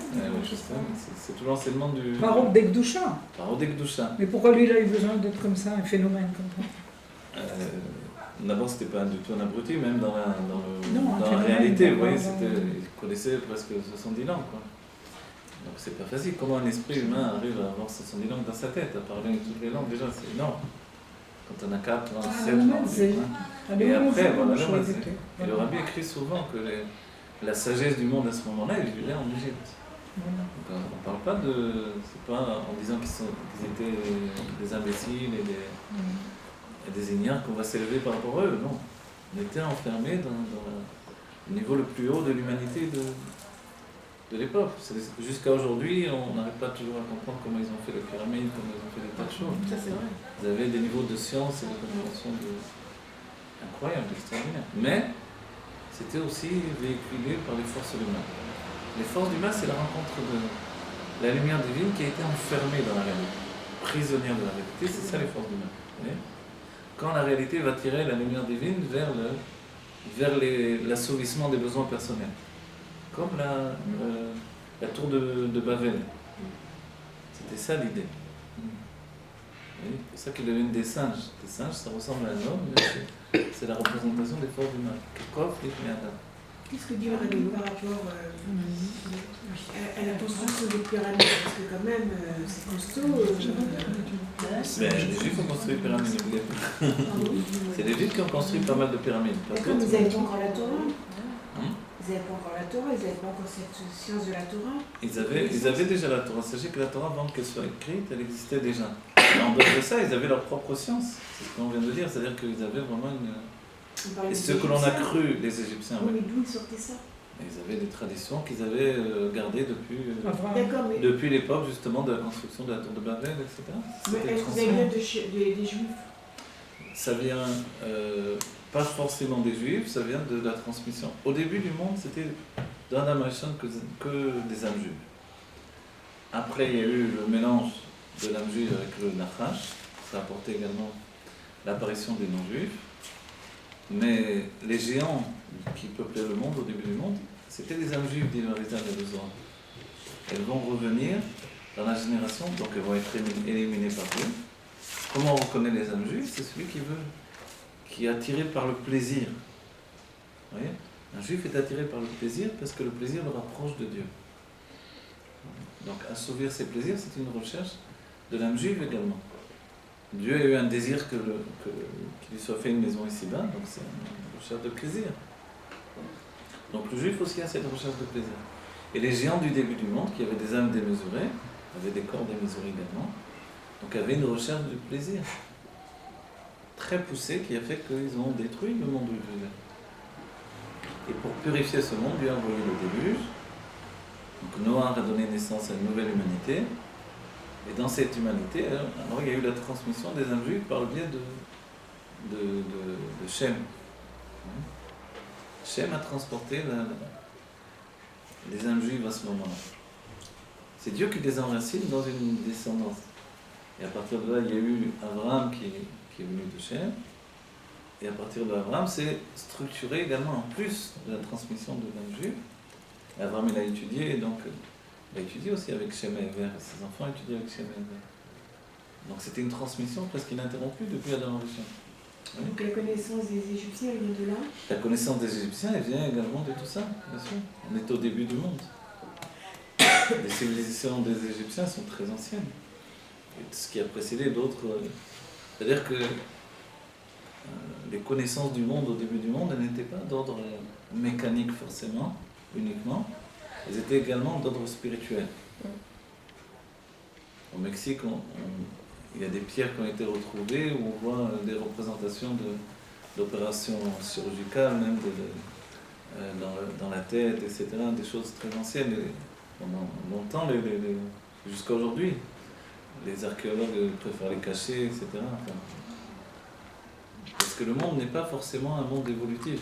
Il est évolutif dans le côté mécanique des choses, mais il régresse quant à l'identité humaine. Le dévoilement de l'identité, de la richesse humaine a régressé de génération en génération. Donc en fait, découvrir que les civilisations anciennes étaient capables de choses que les modernes ne peuvent pas encore, avec toutes les technologies, ça démontre bien qu'on a régressé également. Oui. Donc c'est toute l'idée du judaïsme. Et les goïms, pour contrebalancer tout ça, ils ont mis en avant l'idée de l'évolution. Oui. Ça vient contrebalancer l'idée de régression que la Torah a définie. La Torah a dit que Adam Rishon était parfait, c'est une régression des hommes. Et comme il doit y avoir aussi, comme Atik dans les mondes, un être qui n'est pas saisi par le Tzimtzum, il y a aussi le Nasiador, le prince de la génération, qui lui est toujours plus élevé que toute la génération qui, au contraire de la régression, porte en lui l'évolution divine. C'est lui qui va nous la transmettre. Voilà. Aussi. Il évolue pas parce que, comme nous dit le Rabbi, pas parce que c'était une évolution personnelle, mais parce qu'il porte en lui tous les degrés d'évolution qui ont précédé. C'est-à-dire les âmes de tous les princes des générations passées. Donc il y a deux courants, vous voyez, un courant descendant et un courant ascendant. Un courant de chute, bien sûr, on ressent beaucoup moins que les générations passées, on comprend beaucoup moins que les générations passées, mais en même temps, comme le Nassiador, le prince de la génération toujours plus élevé, nous transmet toujours plus de connaissances. Et sa sagesse, c'est toujours de la descendre à un niveau plus proche de notre petitesse, tout en ne descendant pas la Torah. C'est-à-dire qu'il utilise des systèmes pour nous élever au niveau de la Torah et ne jamais descendre la Torah. Et ça devient finalement quelque chose d'extraordinaire, parce que jamais n'a été dévoilé des niveaux de Torah comme celle que l'on étudie aujourd'hui, même chez les plus grands tzadikim. Oui. Donc en fait, on accède au trésor des trésors, au secret de secret. On va connaître de plus en plus des trésors. De plus Après, en ce plus, trésor-là, il va être ancien par rapport voilà, aux autres trésors, non? Voilà, exactement. Vous avez raison. Ça va évoluer de plus en plus et de plus en plus. Ces mêmes enseignements, quand on les étudiera dans la Géoula, on mettait vachement le Mamash, vont prendre une dimension totalement nouvelle. Oui. Alors que ce sont les mêmes enseignements, mais dans une dimension tellement puissante que ça nous apparaîtra comme nouveau totalement, même par rapport à ce que l'on a étudié. Est-ce que c'est que fait à partir des pélés? Des Pélé, le chant de Pélé, oui, bien sûr. Voilà. Pélé, c'est pour ça que Aleph, c'est Ulpan, Pélé, c'est un peu le cycle évolutif du Aleph, qui est construit depuis le Yud, tel qu'il est en haut, le Yud en bas. Les Rabbi m'ont dit les Yid, c'est le Aleph Bet commencer nos enfants. Le Juif tel qu'il est en haut, le Juif tel qu'il est en bas. Et la Rakia, même ça. Mais la Rakia ne doit pas nous séparer à l'infini. À un moment, elle doit nous relier. Elle doit nous relier avec ce qu'il y a tout en haut, qui doit descendre tout en bas. En fait. Dès ce moment-là, alors, c'est une continuité. Donc tous les aspects, vous voyez, là, en haut il y a la chokma, et la sagesse, l'intellect. Au milieu c'est les sentiments, c'est un vav. En dessous c'est un pied, c'est l'action. Donc quand on fait une séparation, on voit qu'est-ce qui peut séparer, c'est les sentiments. L'action peut être totalement séparée de l'intellect. Alors notre but c'est non, d'utiliser toute la structure. De faire que le Aleph devienne vraiment cette structure où les sentiments, l'intellect et l'action soient reliés tout entier. Et ça c'est l'homme de Géoula, l'homme adulte véritable. D'accord? ויש לומר שזהו נחשב האחרונה שבאור אין סוף. Donc ce niveau-là, on a dit, qui peut emporter la naissance, si on peut dire, de la lumière qui va s'investir dans les mondes, c'est ce qui est défini comme le degré, le dernier degré du Or Ein Sof, de la lumière infinie. כמו שכתוב בעץ חיים, שער מ' א', בעניין עתיק, שזהו בחינת היותר תחתונה ושפלה שבאין סוף. שבאין סוף, pas Or Ein Sof. Donc comme le Etz Chaim nous dit, que Atik c'est le niveau le plus bas du Or Ein Sof. Et on a dit, donc la parenthèse dit également que ce que l'on étudie sur la Sarah Surat Al-Muzot, c'est 10 mesures de dévoilement qui sont encore enfouies dans la lumière d'avant le Tzimtzum, c'est aussi appelé Atik. D'accord? Donc, compte tenu que ça s'appelle Atik, c'est le niveau le plus bas du Or Ein Sof. Et pour nous, ça doit. Je fais là, c'est-à-dire, regardez, quand on. C'est négatif de dire. Non, pas dans le sens négatif, absolument. Souvenez-vous, quand on fait Messiou Nefesh, on dévoile la Yechida Sheba Nefesh. Le niveau de. Voilà. Ouais. Shiflout et de. Maintenant, Messiou Nefesh, on s'étonne. Comment on peut dévoiler la Yechida, le niveau le plus haut de l'âme, par le niveau le plus bas, Nefesh. Mais sur Nefesh, c'est là où il y a mon âme animale et l'âme divine, c'est l'action. C'est là où je peux toucher le niveau le plus haut de l'âme. Oui, ça aurait dû s'appeler Messirut, je ne sais pas moi, Yechida, pas Nefesh. Mais on voit que c'est le niveau le plus bas qu'il faut donner. Voilà. Quand quelqu'un est capable de donner son action pour Dieu, alors il dévoile les Yechida Sheba Nefesh. C'est le but de la Chassidut, en général. les chassidus de Pologne, ils vivent au quotidien l'état de Messirut Nefesh dans le comportement. Nous, on le vit également dans la compréhension. Et on le vit également dans la Havat Israël, dans le dévoilement de l'autre juif, l'amour pour l'autre juif, en sortant vers lui. Donc le fait de Hatik, c'est séparé également, c'est toujours le niveau le plus bas du niveau qui a précédé, parce que c'est la Malchut. Il est Keter et Malchut, ce niveau de Hatik. Donc en fait, pourquoi il est appelé Hatik aussi? Parce qu'il est Menuta, qu'il est aussi séparé de la situation qui est inapprochable également. Donc qu'est-ce qui est Hatik dans tout ça? C'est les 10 sphérot.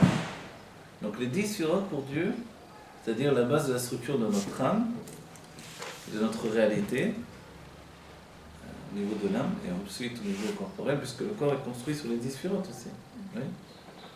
Le cerveau du côté droit, c'est Chorma, le cerveau du côté gauche, c'est la Bina, le Da'at. Après, donc toute la suite, oui, Chesed, Gvura, Tiferet, c'est les 3 mains, etc. Donc ça ne s'arrête pas. Les sphérot sont dans toutes choses. Pourquoi? Parce qu'elles ont été pensées comme le début de la fin, si on veut. Oui. Le début de la fin. Voilà. Et entre guillemets, donc pour reprendre sa manière de parler, le début de la fin, c'est qui peut entraîner ça? Seulement l'état de Malchut et de Keter. C'est Hatik. Donc Hatik apporte le début de la fin. Oui. Mais c'est le commencement, le gros. C'est un recommencement, parce que le Keter, il recommence encore quelque chose. Il a une nouvelle volonté. Peut-être que je ne sais pas quelle élève. Je ne sais pas. Quelle heure? Midi. Bon, on va arrêter alors. C'est vite. Bon, on va arrêter là. Ah voilà, il y a un point, je lis jusqu'au point en vitesse. Delichora, eno mouvan ma shayer lomar prinat achona bedavar she'en bo rosh vesov. Voilà, je vais terminer avec ça. Le fait qu'ils disent, a priori, c'est pas compréhensible le fait que l'on dise le niveau, le dernier niveau. Quand quelque chose n'a pas de début et n'a pas de fin, n'a pas de tête et n'a pas de pied. A priori, c'est pas possible de dire ça.